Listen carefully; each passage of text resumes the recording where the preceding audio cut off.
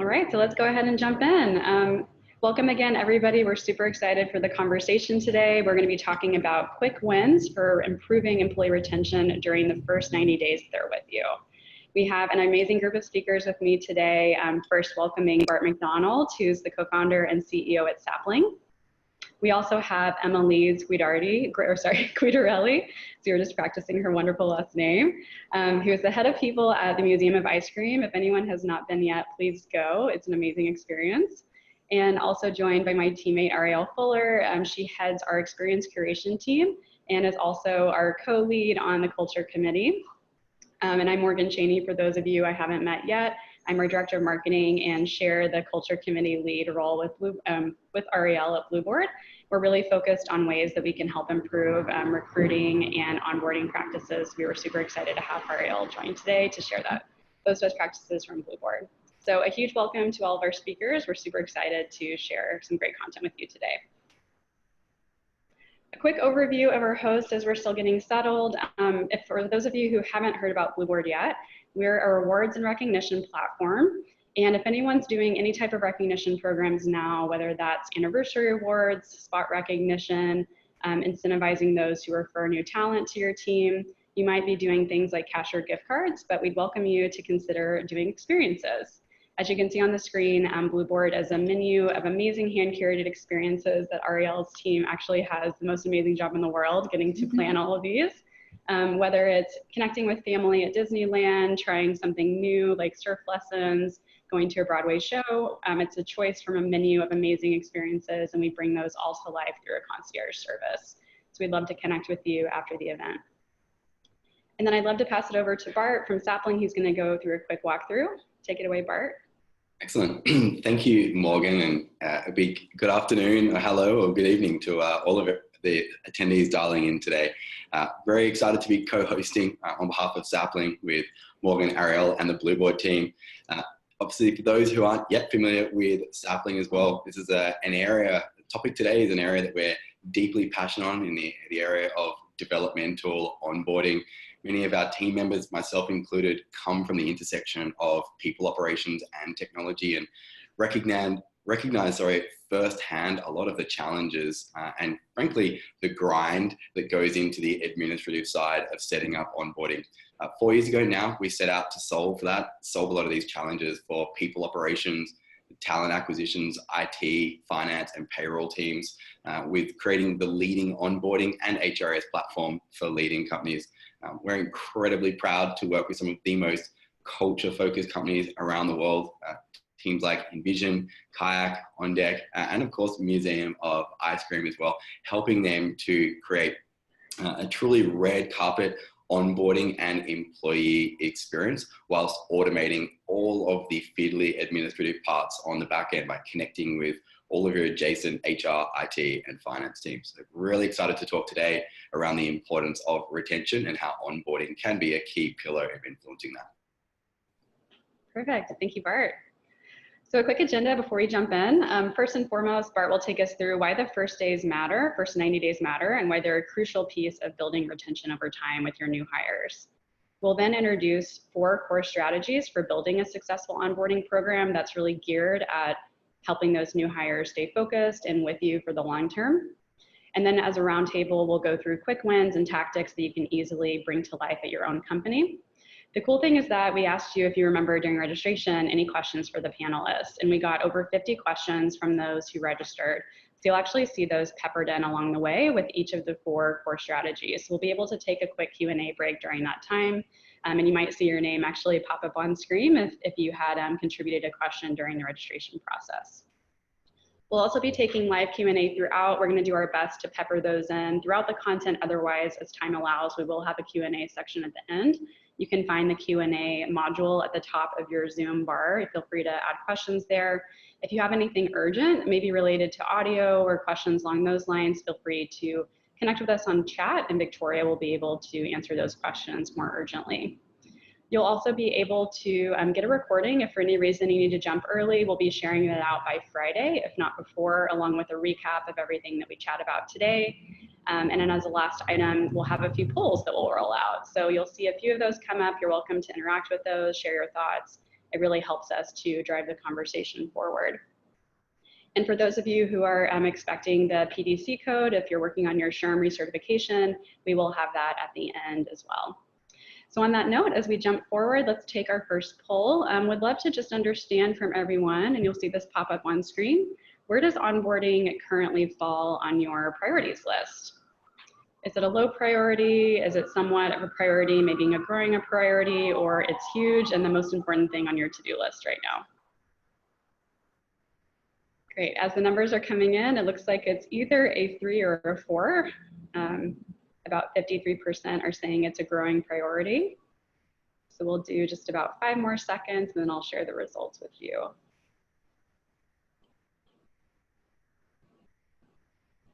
All right. So as you can see, 3 is the winner, very growing priority, but most of you, it's actually your top priority right now. So I'm so happy we're having the conversation today. On that note, I'm going to go ahead and kick it over to Bart, who's going to take us through why the first 90 days matter.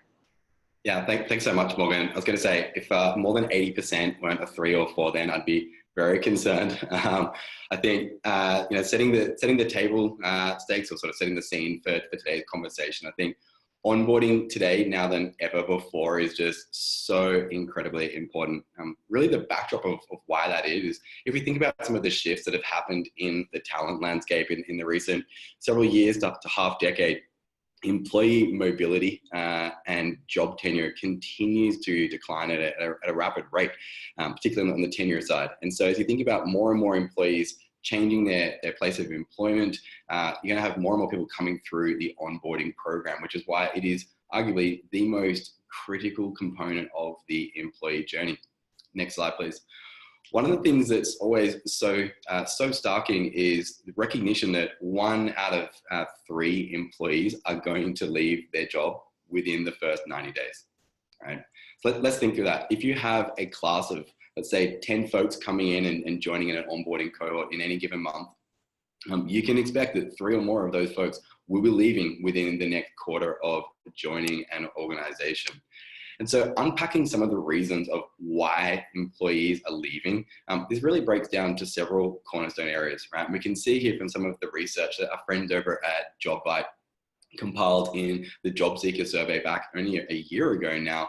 There are a number of data points that lend towards this incidence rate. Areas like day-to-day role not being what was expected, so not having a clear understanding or a yellow brick road being paved out for the new hire in terms of creating a symbiosis between what they're being sold during the candidate experience versus what reality actually matches when they get started on the role. Secondly, areas around the company culture. So it's so important that the new hire has an understanding, and again, what they're being sold during that candidate experience actually matches and aligns with expectation and reality during the first week and weeks into the organization. And lastly, and we know this as well, that people don't leave organizations, they leave managers. And importantly, having that understanding for during the pre-hire experience for the candidate to have enough time to socialize and get a familiarity with the working style of their manager is particularly very, very important. So knowing that there obviously are a number of reasons why employees leave within the first 90 days, that's one side of the coin. The flip side of the coin is recognizing it's kind of like the barbell strategy here, or almost like a double-sided, double-edged sword, in that equally, when onboarding is done right, an effective onboarding program can have a huge impact when you're socializing a new hire and getting them engaged with the company's culture, mission, and values, and the impact this has in driving performance, engagement, and of course, retention. Now, organizations with a strong onboarding process are seen to improve new hire retention by more than 82%. And conversely, companies with a weak onboarding program are seen to lose the confidence of their candidates and are more likely to lose these individuals within the first year of employment. Additionally, some of the research that we've seen from Brandon Hall Group is that a strong employee onboarding program also improves productivity by more than 70%. And when employees are better acclimated to their company, to their role, they understand their responsibility and their goals, and they have a clear and open communication cadence with their manager and peers, they can reach productivity faster. So what are the elements of a strong onboarding program that are going to help improve the new hire retention rates and, importantly, productivity? Morgan, I'd love to pass back over to you and walk through some of those 4 key strategies. Absolutely. Thank you so much, Bart, and for the great introduction. Great. So these are 4 key onboarding strategies that we've concepted that have been really successful either at our own companies for all of us on the panel, or ones that we've seen just really succeed in our own clients' business. And as we think about really the strategies, they lay across a framework or kind of a grid of that employee journey during onboarding. And as most of us know now, onboarding really starts as soon as that employee accepts their offer. So you'll see that notion on the, or that milestone on the very far left, migrating through really key milestones like their first day, their first 30 days, 60, and 90 days, which is technically when most onboarding programs will end. So you'll see the 4 strategies kind of appear in this timeline. And it's not so much that they end necessarily at a certain point in time, but they're just a little bit more centralized there. But these things are things you can always kind of keep in mind and focus on even throughout those 90 days and when that continues into their true time at the company. So when I think about the 4 strategies, the first one is going to be the notion of a warm welcome. This means that the employee feels truly excited, received, and that the whole team is really ready to bring them into the company on their first day. So that typically starts as soon as they accept their offer. That offer time to the first day is a really important time to continue to keep them engaged. As we know, oftentimes candidates are sometimes still doing interviews, or they might even get another 1 or 2 offers even after they've accepted yours. So it's important to keep them engaged and know that they are very excited to have them, and for them to feel really prepared as they kick off that journey with your company on their first day. The second strategy is all around building meaningful connections. And it's not necessarily just with the employee and their surrounding team, but also how they connect with your company by understanding your mission, vision, and values, and really feeling like they can contribute and that they're a fit and an additive piece to your culture. The third strategy is all around clarity in their role. That means the employee understands what their goals are, how they're measured, and ultimately that they have a true impact on the company, which, as we know, especially with millennial employees, is of high importance. They want to make sure that they have purpose and that their contributions are truly moving the needle on the business. And then the last strategy we'll cover is all about celebrating early wins. This is an amazing time for recognition and ultimately for the employee to feel seen and valued, knowing that their work is actually making a difference, knowing that they are having an impact, and really working with your managing team to make sure that they're in the loop and continuing to coach and get feedback and celebrate that employee as they start to cross off some of those early milestones. I wanted to, again, run a quick poll. I'll put that on screen in just a second. Let's see. We'd love to hear if you guys are actually thinking about onboarding strategies in the same way. Of the ones we just talked about, the warm welcome, build meaningful connections, role clarity, are there any that you're currently investing your time into or thinking about as part of your own onboarding strategy? So that is running on screen. Just let us know if you're not seeing that. And so far, we're actually seeing the numbers move really, really wildly. But it looks like a lot of people are doing warm welcome. They're focusing on building meaningful connections. So we'll let that run for just a few more seconds.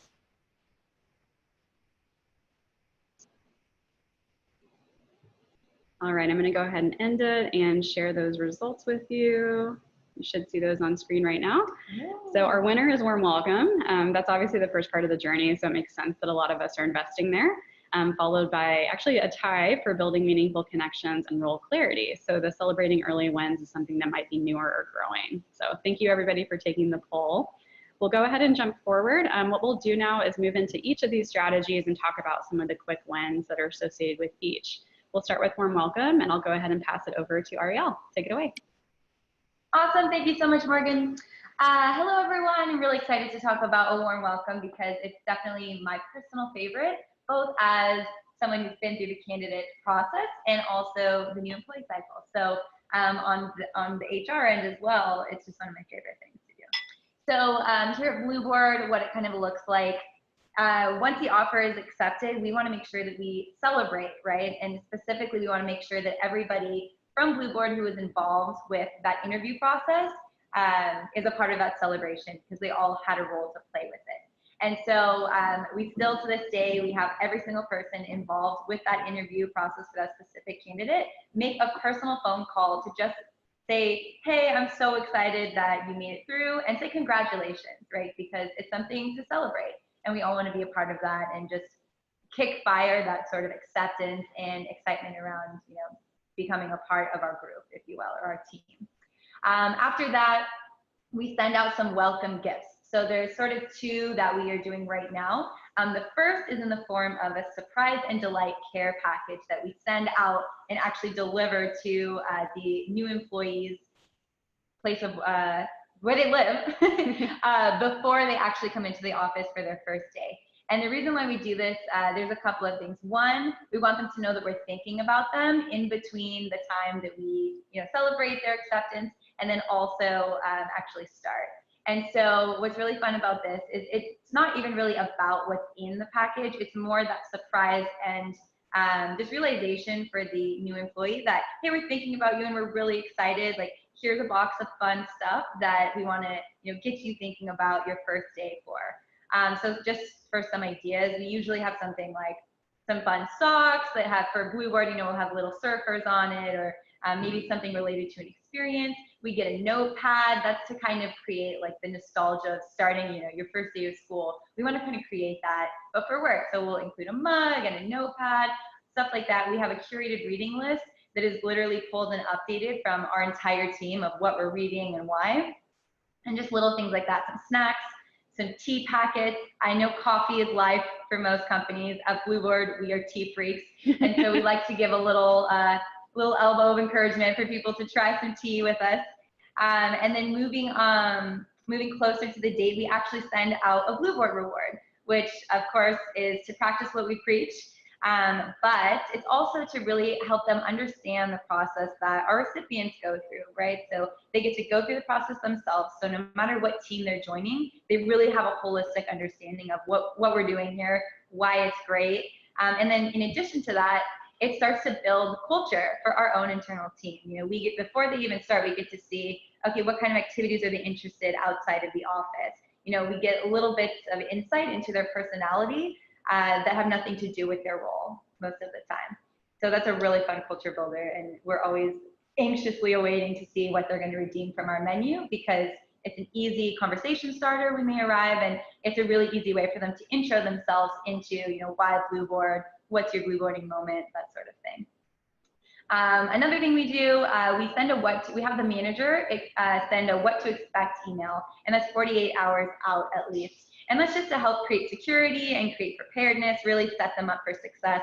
That's one of our values here. So like Bart mentioned, Morgan mentioned, we're always instilling our mission and values into every part of the new employee process and the onboarding process. Moving from there, on the first day, we have greeters set up. So literally on the calendar, someone's personal job is to meet them in the lobby, bring them up, celebrate them. They're the star. It's their first day. Make them feel really special and welcome. We have their desk fully decorated with company swag. And again, that's sort of to kickstart the belonging and really start to feel like, hey, like, you're a part of our family now. Welcome. Like, here's your swag. And then we also have really meaningful cards that we have pre-signed. And so we like to add not just signatures, but usually a little bit of advice from everybody in that office for their first week, for joining the team in general, just little things to know about working at Blueboard to make it a fun activity to read through, and just, again, just add that layer of thoughtfulness.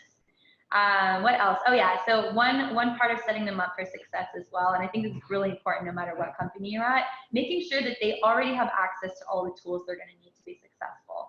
I think that shows a level of awareness for the new employee to make sure they're coming into an environment where we're thinking about them, we want them to be successful, we want them to have time to really integrate into possibly new tools and new, new strategies that they might not be totally familiar with. They might want to work on, you know, in the evenings or while they have downtime during that first week.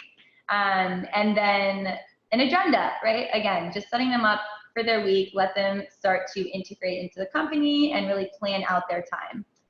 And then lastly, in the first 30 days, so sort of at the end of the onboarding, we send out a survey. So pretty common strategy. It's pretty straightforward, but it gives us a lot of qualitative data about, hey, how was your onboarding? What did you like? What was the reason that you actually decided to go with Blueboard and join our team? And like, what ideas do you have? You know, we really want to communicate that no matter when they join and no matter how new they are, their ideas matter, and we care about their ideas, and we definitely want to consider them. So yeah, those are some of the things we do here. I would love to open it up to Emma and Bart if you wanted to share a couple of wins that you have for the warm welcome section. Yeah, so we create like a document that has that on their desk on their first day with a sticker that says anything is possible, which is one of our mottos, a Museum of Ice Cream pin, and then this document that lays out here are your roles, your role and all of your responsibilities, so it's super clear. And the manager runs through that document on the first day, and then also contains a first day schedule. So I think there's so much kind of like anxiety and questions that when you walk in on your first day to a new job. And so having that document is something that we think is like grounding among the like, you know, dozens of people who are saying hello and kind of like all the insane energy that surrounds someone's first day. So we find that to be really helpful. Just echoing what Emma was mentioning and Ariel, your points as well. I think, yes, this is obviously, this slide's focused around the warm welcome, which I think goes to the experience element of onboarding. But I think the most, moving past kind of the sugar rush aspect of onboarding, obviously the cultural and social acclimation element of onboarding is critical. But I think coming back to what Emma was just mentioning, you know, obviously onboarding or joining a new company is one of probably the top 5 biggest life stresses. And so trying to help overcome that anxiety and in fact, reinforce that the right decision has been made by that candidate, whether this is their first job out of college, it's an internship, or they're joining them to the executive team. And a really solid way of doing that is building out that yellow brick road through a document of, okay, this is a co-authored plan around what success looks like as we go through our onboarding journey together over the first day, first week, month, quarter, year, and so on, and really providing like sort of painting out that picture of what success looks like and what the expectations from the manager and the team are over that first critical period for the new hire. Yeah, and I also think setting the tone with that is so important, because when you think back to your previous jobs, you know, what are the days that you remember? Usually it's your first day and your last day. So like that first day is so important because that's your opportunity to really make an impression, which will, you know, last far beyond the person's tenure with the organization. Yeah, absolutely. Awesome. We have just a few questions that kind of came in related to this topic. So Elsa from Talia actually had a really great add-on here. Warm welcome is so important, but how do we facilitate that when employees are remote and not at one of the home offices? Yeah, I'd love to jump in and share this one. I think great question from Elsa. Obviously struck a chord here, as we just saw for some of the poll, obviously creating that warm welcome, clearly resonating with members of the people and people operations community. I also think there's another kind of thematic in this question here, in that remote work. Obviously, we think that remote work is indeed the future of work, well, certainly remote and distributed work. And so I think a couple of things that we think through here, and we're very fortunate to work with some very forward-thinking companies who have gone wholly remote from day one. One of our customers is Envision, who are now one of the world's largest fully distributed teams as well. And some of the things that we've seen them just do incredibly well is ensuring that no team member ever feels like they're a second-class citizen.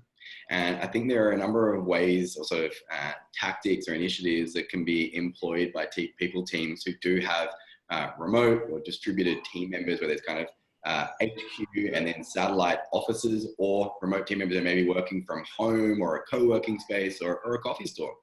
Now, some of these relate back to swag and kind of tactile items that you can provide. Again, we see some nice ideas here.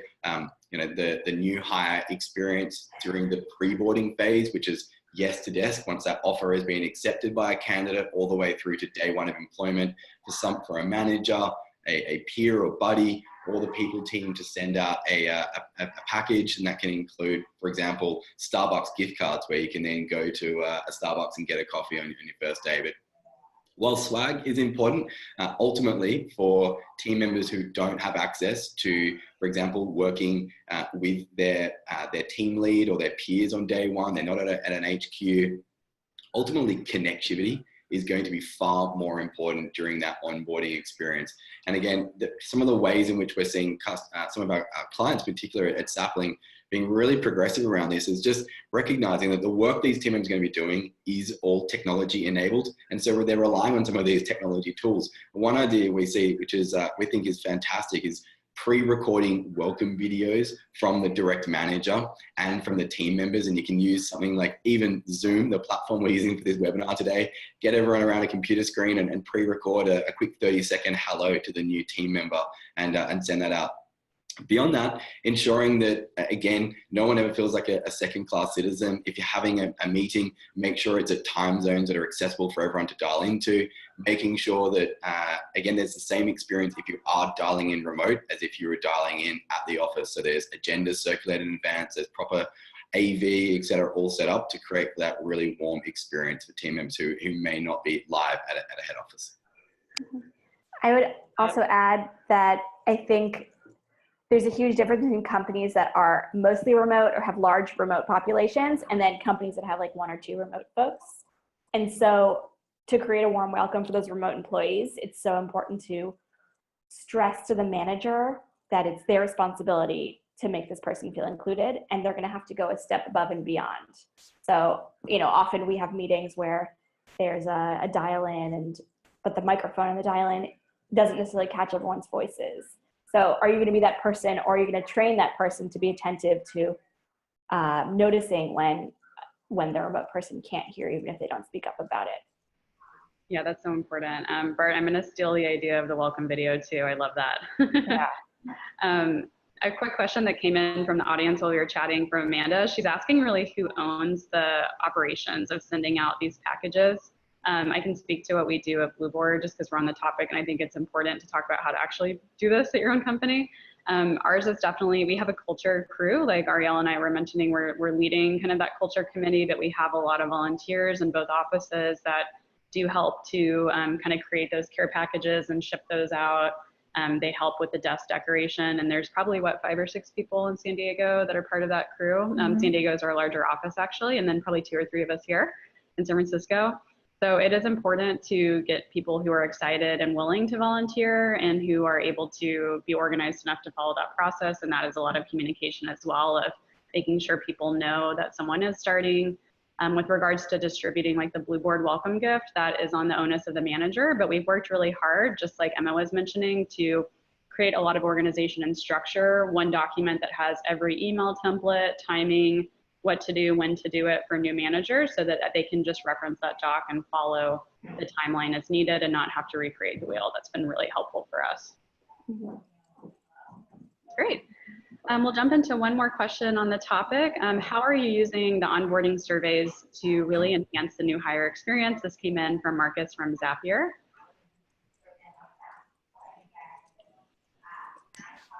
I can jump in on this one as well. Maybe share a couple of thoughts and pass over to yourself, Morgan, or Emma, or Ariel as well. Yeah, sure. So I think Ariel actually mentioned a ton of great points earlier in a few slides back. I think a couple of points here is the way that we think about onboarding at Sapling, at least, is really coming back to borrowing the theme of the sort of Maslow's hierarchy of needs, and we think about that through 3 levels, right?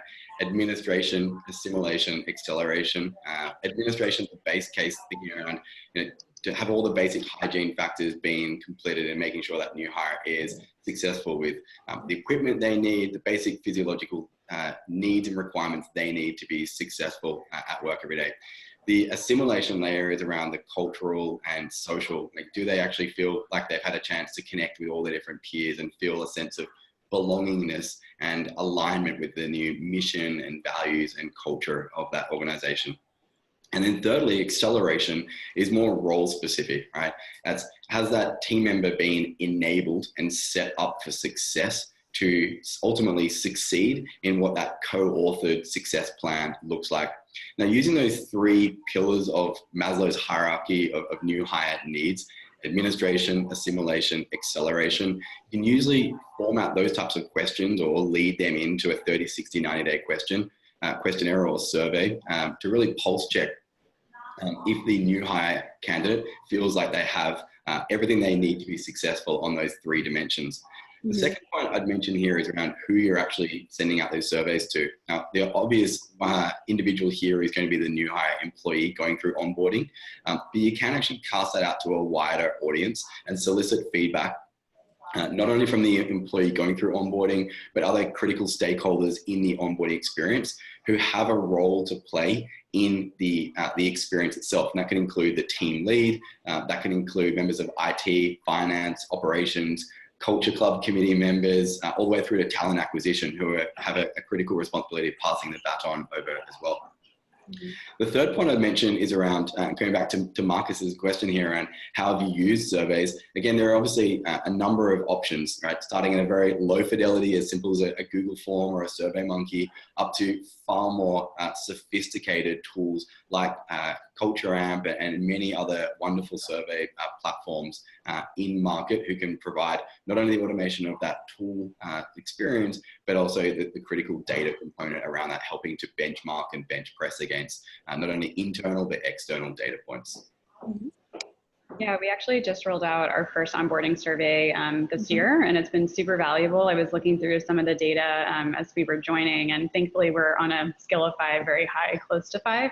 I'm happy to share that if anyone's interested. You'll have my email at the end if you're curious about the questions we brought over. And to Bart's point, it is low fidelity right now. It's new, so we're just offering it through a Google form. And we're asking managers to, again, have that reminder to send that out at their 30-day mark. But it's been really awesome to benchmark against a few important questions. Like, for example, are they proud to work at Blueboard? Would they refer Blueboard to a friend or family member to work here? Do they feel like they're comfortable with the tools that's been presented as part of their role? And do they feel like they're making an impact?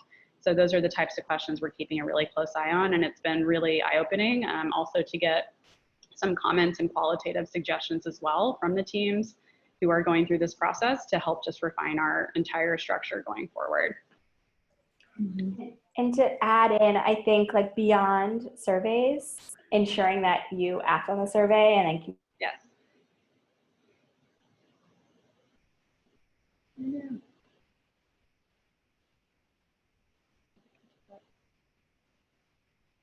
Emma might have froze for a second, or maybe we froze. Oh, Bart's not frozen. All right, Emma, I think you might have froze for a second. Hopefully we can grab you back. Let's go ahead and jump forward. We can totally come back to Emma's thoughts on that when she revives the internet. Just to kind of move forward, the last question we want to talk about, and we did talk about this briefly, so Bart, feel free to chime in if you want to add anything more. We talked a lot about schedules and what that looks like. In the first week, do you overschedule? Do you underschedule? This comes from Joe at EPR Properties.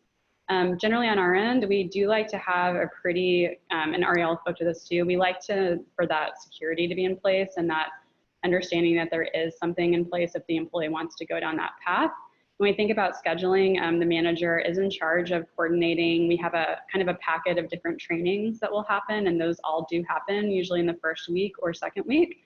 It kind of is nice. It means that the employee arrives on their first day, has their calendar all set up, and we do a welcome lunch so they don't have to worry about bringing food on their first day with the team. So there's a lot of activities they get to look forward to, and it does quickly help them get to know their new team members and really understand the foundation of the company and other departmental functions along the way as the week progresses. Great. Bart, anything else you want to add to that? Only that piling on with, I completely agree.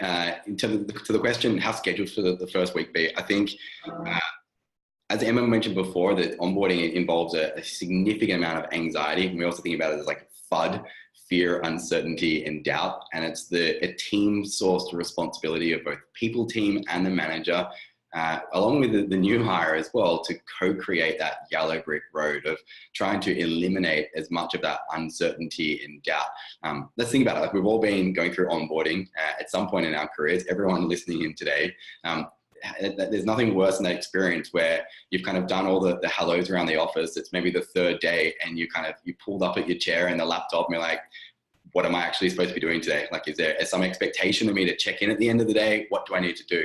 So I think trying to eliminate as much of that fear and uncertainty or doubt by providing a flexible schedule to say, look, this is what we have suggested as a training and orientation and onboarding format. But as we dive into it, it's likely going to be very malleable and subject to change. But what we're trying to avoid is you feeling like you don't know what you need to be doing to be successful. And so here's a very basic outline or roadmap that as we get into the course of the onboarding week, we can very much schedule that around to be successful. And I think, again, coming in and showing that level of proactiveness is one of the ways where the employee is going to feel like that the manager is actually investing in their success, that the manager actually recognizes the importance of onboarding and how traumatic and critical it can be to that employee's life. And again, this is a key pillar in showing that investment from the manager and the team to then offset some of the trends that are alarming around retention. Absolutely. Great. I want to be mindful of time. We've got, 3 more things to go through in about 20 minutes. So we're going to jump ahead. Emma, I think you're back with us. Yay. I am. Oh boy, internet. We'll jump into build meaningful connections now. Take it away. Awesome. So this is one that's super important to Museum of Ice Cream. Our mission as a company is to unite and inspire the world through imagination and connection. And that's something that we try to do for the people who visit our locations, and then also something we try to live by as a company with our employees. We are still building out our onboarding program, and this is an area that is going to be super important to us. So I'll run through some of the things that we're thinking about and best practices, and then some of the things that we do in our company specifically. So first, as soon as the offer is accepted, it's about making available to the employees content that's relevant to the company, to the culture, to the mission, to the values, whether that's pushed through something like Sapling or emailed with PDF documents that are sent as guides. And then if you want to click forward, on the first day, it's about how do you build connections between that employee and the people around them. So whether it's creating a buddy system where they have a person who kind of leads them through their first day or their first week or their first month, ensures they get lunch on their first day, which is a big one for us. And then it's creating and setting up the structure for one-on-ones with team members and with cross-functional people who they will be touching base with, creating those relationships early so that they can really understand the full context of their role and start to build relationships. And then connecting team members, if you have them, with any kinds of affinity groups or clubs or ERGs that exist in the company, and creating training around how we communicate at our company. I know at Museum of Ice Cream, we use Slack. We don't use email unless it's with an external person or an external vendor or an external company. So everything internally is done through Slack, which is a huge shift for people. So it's about teaching them, getting them to feel comfortable connecting over our channel. And then in the first 30 days, these kinds of connections that you build, you hope that they become more confident in who they are and they're able to bring their whole self to work. I also think that each company is different in the kinds of opportunities that you can create for people to connect. So for us, we do a lot of activities. We're very experience-based. So we have weekly activities on Tuesday where we have a catered lunch. It's called Taste Bud Tuesday, and the entire company drops everything and spends an hour together on an activity. That's a really important cultural moment, and we use that moment as an opportunity to bring all the new hires in to ensure that they're really a part of this environment. And it's also recognizing that everyone's looking for something different when it comes to connections. You have the people who are looking for a friend group. Oh, what types of activities are done in Taste Bud Tuesday? I'll come back to that. So you have some people who are looking for a friend group, who are looking for just 1 or 2 people to connect with, or just looking for somewhere to come to work. All of those are okay, but it's about creating lots of opportunities to have those different kinds of connections and interactions, and like allowing them to kind of make the decision of where they want to enter into the equation. In those Tuesday activities, it's anything from a guest speaker. We had like a NASA astronaut come in one day, to last week we played a game called Werewolf. It's like a card game. It's like a mafia-based card game. You can play with up to 35 people. It really ranges. And next week I got this idea from someone else, but we're playing Museum of Ice Cream Hangman. So I'm gonna have people submit to me different phrases and words that are commonly used in the company, and we'll play hangman with them. So it's fun, it's goofy, but it's a time for everyone to drop everything and just focus on the connections and the people around you.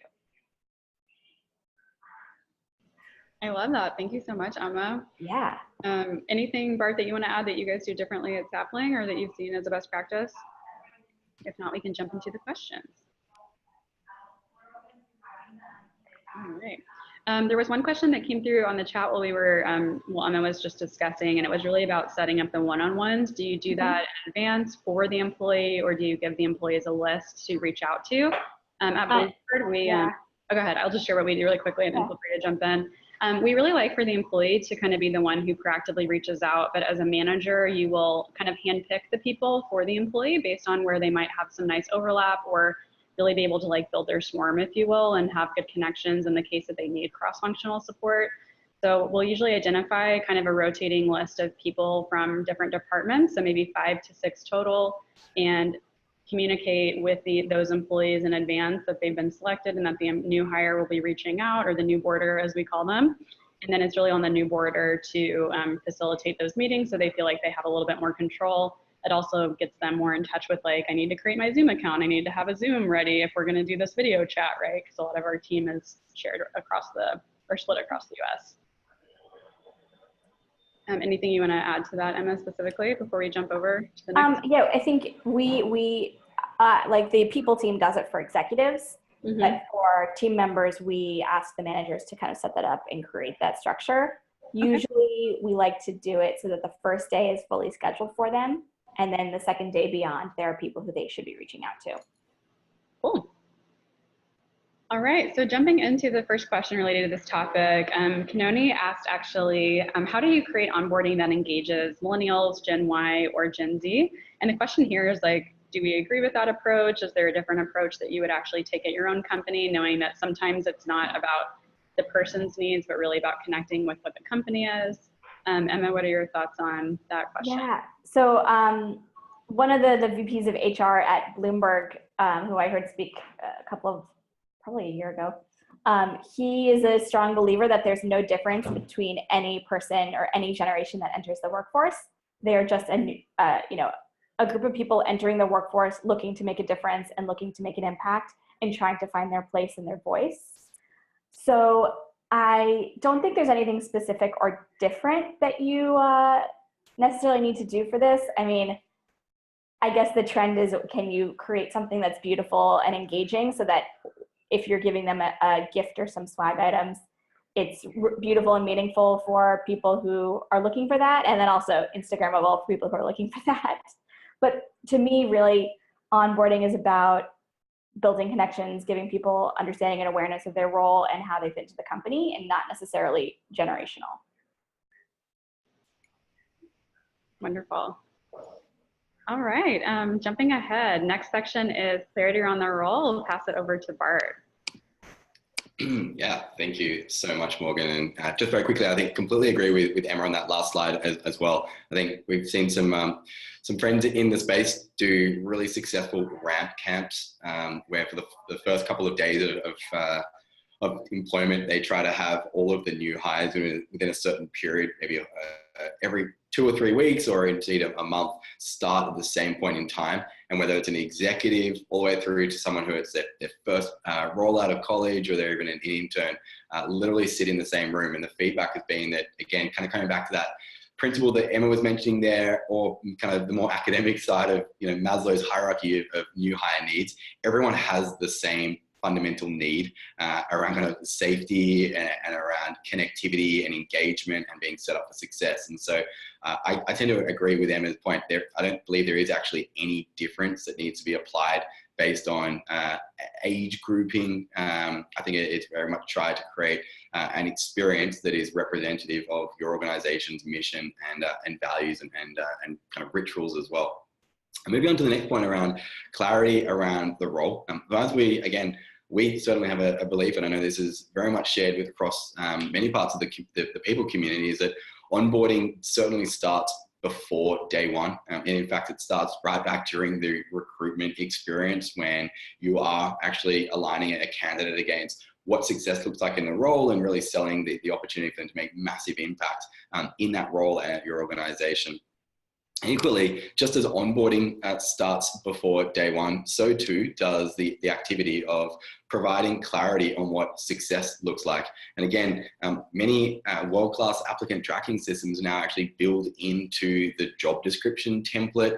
You know, to be successful in this role, you will achieve the following by day 30, 60, 90. So they're really leaning in to say it's not around what responsibilities you will have or you will be in charge of X as a candidate. They're actually pre-building the new hire job description template to be showing what success looks like. And I think that's something that's really important. Here at Sapling, when we're interviewing new team members, we ask everyone to build out a 30, 60, 90-day program that they then present back to the hiring manager. And we use that as an activity to help really co-author that experience together. So that coming in on the first day of employment, there is already an alignment that's occurred during the candidate experience, ensuring that there's a mutual agreement around the 30, 60, 90-day shared plan. And of course, that it's all documented, right? It's not some misaligned expectations where it's verbally spoken to. It is physically a document that the new hire has, and is a living document using something like a Google Doc where both the manager and the employee can go through and relate back to. Moving forward against the 30-day period, it's obviously really important now to strengthen the understanding of cross-functional relationships and connectivity here as well. So understanding, for example, if it's a member in the sales team, how their role interfaces or what the intersection looks like with other critical or parts of the organization like marketing, customer success or post-sales teams as well. And again, that experience here is co-authored. I think coming back to a question earlier around one-on-ones, it's both the responsibility and the autonomy that's empowered to the new hire to reach out and cultivate those relationships. But that could also come off the back of suggestions from the buddy or that the direct line manager there as well. Critically, I think we've all talked today around the importance of having a closed circuit feedback loop, right? So it's not a case of having an onboarding program that's a sugar rush, 1 week intensive experience, and then it's hands off and you occasionally do maybe a performance management review or a one-on-one, and then aghast in surprise at the offboarding experience when an employee comes in and says that they're leaving. That's obviously far too late. So it's really important to be able to record the progress at those critical 30, 60, 90-day milestones, checking in and pulse checking, as I mentioned earlier, not just with the employee, but other members and stakeholders within the onboarding experience. And at this point, it's just really important to have very candid feedback sessions, right? If things aren't going to plan, that's okay. It's important that this feedback is captured early and there's an opportunity to course correct and again, co-author a refined onboarding and role clarity program between the employee, the new hire, the team lead, and of course the people team being involved there.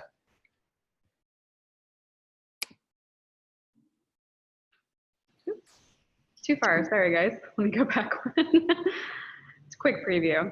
Thank you so much, Bart. I wanted to see if anyone else wanted to add to just the clarity on the role before we go forward into the next question.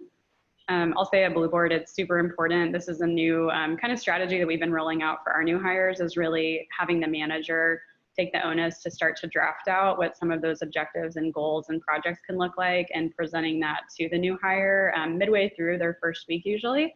And we've been building those on Trello primarily, just as a tool for the employee to choose or not choose, And then it actually kind of helps them feel like there's some things to look forward to. And when we talk about knowing really what I measured against, what tools I'm going to be utilizing, they have the ability to track and really prioritize what they want to work on for the 30 days, for the 60 days, and for the 90 days. It's been really valuable so far as we've rolled it out. All right, so the next question is from Michelle at Independence Hill. Really, really important question, because as we've talked about so far, a lot of the onus and really making the employees set up for success is not just in the manager, but also in the trainers. And it seems like from the question that Michelle might work in a company where there's high turnover. You might be tapping a lot of trainers constantly to give their time. And how do we really build energy and motivation for those trainers to continue to show up, be excited, and really help set the employees up for success who are joining the company? I'd love to jump in here with a couple of quick points. I think there's critically kind of who's responsible for the onboarding program. This is a question we receive time and time again. Is it the manager? Is it the people team? Is it talent acquisition? I think it really depends. It's a team-sourced approach. And I think specifically to this question, as you mentioned, Morgan, it's critical to make sure that you've got other team members who are involved in creating the right start to that onboarding experience. Two key roles or stakeholders that we see can have a massive impact, especially in a high turnover environment where you may have people leaving that take away the knowledge or the experience of how to run onboarding. And those two stakeholders are, number one, members of the executive or founding team. Nothing is more rewarding or enjoyable as a new hire coming in, again, still very new and fresh to the organization. You spend a bit of time researching during the job hiring experience, but then to hear firsthand from a tenured executive or in fact, a founder of the company in terms of why was the company founded, what have been the major milestones and achievements to date? And importantly, what is the forward-looking vision? What's the reason d'etre of why we're even getting out of bed every day and making a massive dent in some corner of the world through that product or service and community that's being built? The second stakeholder is folks that are actually recent. We've seen a number of clients of Sapling involve new hires themselves. So they actually say it's the trainers are folks that have gone through and still within the first year of onboarding. So it effectively, they're the new hires, and just like a buddy or a coach, they will then be a shoulder tap to volunteer and come back and do training. And again, given that they're so new to the organization and only just joined and gone through their onboarding experience, that can also be a really good opportunity to sort of break down some walls and make it a much more enjoyable experience for the training. Awesome. We had talked a little bit earlier too, Emmett brought this up, that it's really like an opportunity to be empowered to be selected as a trainer. And I think we talked about that too. Thinking about people who are really going to best represent the company or maybe really embody a company value themselves, have the ability to really be engaging and deliver amazing content and follow through, being available even after their training session as new hires have questions. So Emma, do you want to add to that at all? Yeah, I think sometimes it's about how do you frame the program so that it's actually an honor to be a part of it and doesn't feel like a burden. So whether it's that, making it clear that these are the people who've been chosen by the executive team to onboard our new hires, or whether it's actually giving them a name and a responsibility and saying like, this is something that you're going above and beyond on. We appreciate it, and we see this and we take it into consideration as we look at kind of performance reviews and merit increase opportunities in the future. So I think it's how do you reframe it as a burden, from a burden to being an honor.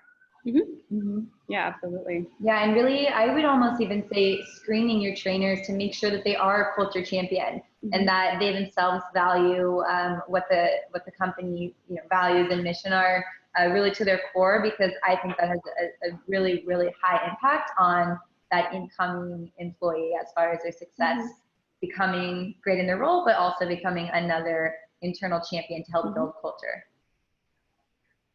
Wonderful. Thank you, guys. So we've got one more section to quickly go through, but one that's still very important, all about celebrating early wins. So Bart talked a lot just now about this mutual action plan and identifying really what are the tools you're going to be using, what are the projects you might be able to focus on, ultimately really to have them see that impact and feel purpose at the company and like they're truly contributing. And that is one of the questions we do ask in our 30-day survey is, do I feel like I'm contributing to the company right now in my role? So it's really important to look at that and measure it. So the first 30 days are going to be continued conversations around those plans, ideally having the employee complete a first major project at that 30-day mark, and really bringing more stakeholders in so that the employee can help build their own reputation, making sure that others see that they're also contributing. They start to have some extrinsic motivation benefits from that as well. Maybe one of the founders or a leadership team gets to come and watch their presentation. And it also creates just more opportunities for open feedback from other stakeholders. So ultimately, when those things are happening, again, they start to feel seen and valued, which is really, really important in helping them want to stay and continue to get better in their role. So at the end of that 90-day period, it's really time to recognize them. They've now gone through onboarding. They are taking off their new boarder hat officially, at least here at Blueboard. So this is a great time for recognition. It doesn't have to be fancy. It can obviously be verbal praise. Maybe it's something a little bit bigger, like a team outing to really toast to that person completing their onboarding training and being a completely full member of the team. Or even at bigger scale, maybe they get to really treat themselves and do something amazing from the Blueboard catalog if you are thinking about doing recognition and rewards after that 90 days to really welcome them fully into the company. And one final point here is that the 90 days is also really significant for other people in your company, not just the new hires. It's a time to also recognize and celebrate current employees who helped to recruit the new hire. You might be doing referral incentives. Those are typically paid out at that 90-day mark. So it's important to keep accountability and organization there, and also to keep it fun and exciting. Many of us might be doing cash bonuses, but another great opportunity to consider experiences. We have a few clients that will even incentivize the referrer to bring the referee along with them, so they get to really go out and pick something amazing to do together, and to really, again, toast to the success of their 90 days and to wish them well for the future. So these are all really important things to cover off on. We have one final question from the pre-scheduled Q&A, and this one came from Ahmed. Now that we've gone through these 4 elements, these 4 strategies, we're hitting the 90-day mark. How do you really think about measurement? How do you think about if your onboarding program is effectively improving retention at the end of the day? Yeah, I can jump in here and then pass it across as well. Great question from Ahmed. Obviously, it is critical to have that data to be able to prove a business case around the linkage between onboarding and the impact it has on retention. Obviously, if it's coming back to measurement, we need to be getting data. And I think, as we talked about consistently today, one of the best ways of collecting data is through onboarding and, in fact, offboarding surveys as well. I think what could be really effective here is taking a snapshot of the current turnover rates or employee or regrettable turnover by tenure. So how many employees are leaving the organization within the 6-month mark of employment, within the first 12 months, 24, 36 months, etc.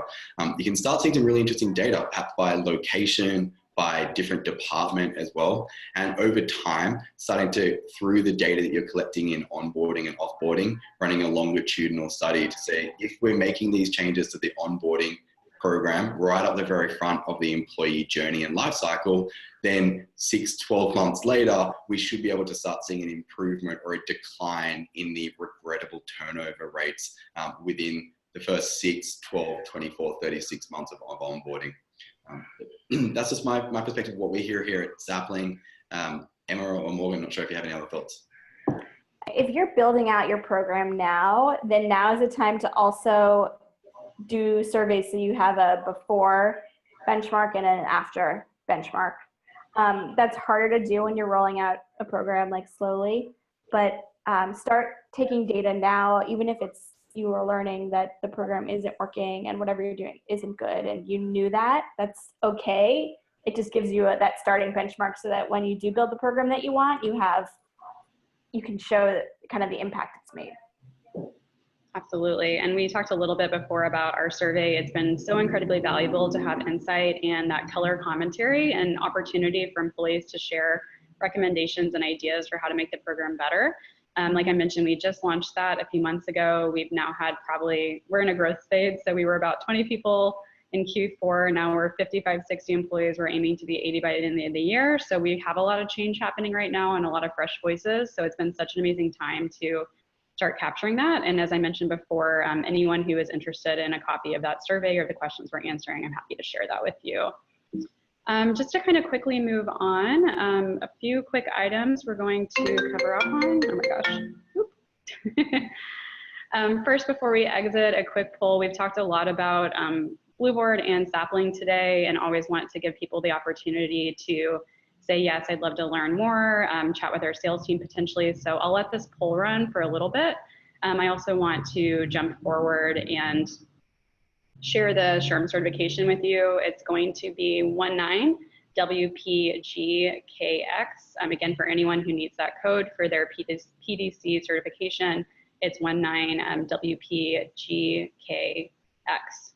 On that note, I'll put us back on screen here. And please ping us if you need a little bit more time to jot it down. We had a few questions come through the Q&A. We'll let just a few more minutes go by if the audience has it. I know there's a lot of us still on the line. We'll cover 2 more. So if you haven't yet, feel free to throw a question into the Q&A or on chat. Otherwise, there was a really great question that came through about how long should onboarding really be? Should it end at 90 days or should it continue even until like 120 days, 180 days? At what point do you really call it and say onboarding is over, we don't really need any more feedback? And along those lines, are you continuing to measure even into that like 120, 180 day mark? So wanted to see if anyone had any thoughts on that. I can jump in and sure, Sure, some points as well.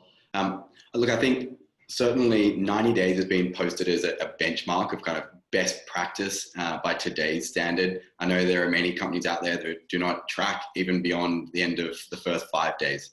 So I think recognizing that if you're even getting to 90 days, that is literally what we would consider as world-class running that onboarding program.